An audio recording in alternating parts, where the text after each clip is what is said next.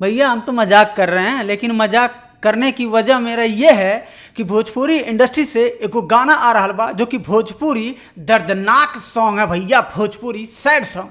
अब दर्दनाक यह लिए है भैया, जैसे कि कोई का मलिया भाग जाता है या छूट जाती है मलिया, तो भैया हाथ में खम्भा लेकर बस कहते हैं रोवे के अकेले बा, तो वही के प्रैक्टिस कर रहा बानी।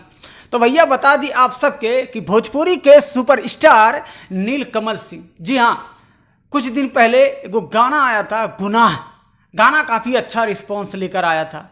उसी के जैसा एक और गाना लेकर आ रहे हैं सुपरस्टार नीलकमल सिंह।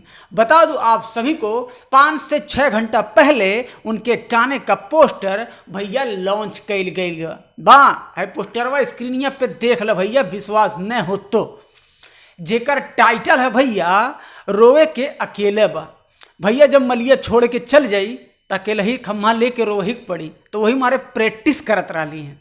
हाँ भैया, दर्दनाक सैड सॉन्ग आपके बता दी कि एक वीडियो के डायरेक्टर हैं विभांशु तिवारी जी, और एक गनवा के भैया लेखक यानी कि राइटर जे गनवा के लिखले बा प्रकाश परदेसी और आशुतोष तिवारी जी, 2 लोग मिलकर इस गाने को लिखे हैं रोवे के अकेले बा।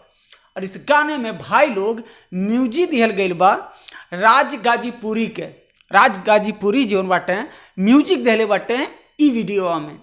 अब हम भैया असल मुद्दा आप सबके बता देता नहीं कि भैया गनवा के लॉन्च करल जाई 25 सितंबर के, यानी कि सोमवार के दिन। जी हाँ, 25 सितंबर सुबह 6 बजे लॉन्च कर दिहल जाई। नीलकमल सिंह ऑफिशियल यूट्यूब चैनल पे इस गाने को भैया लॉन्च किया जाएगा।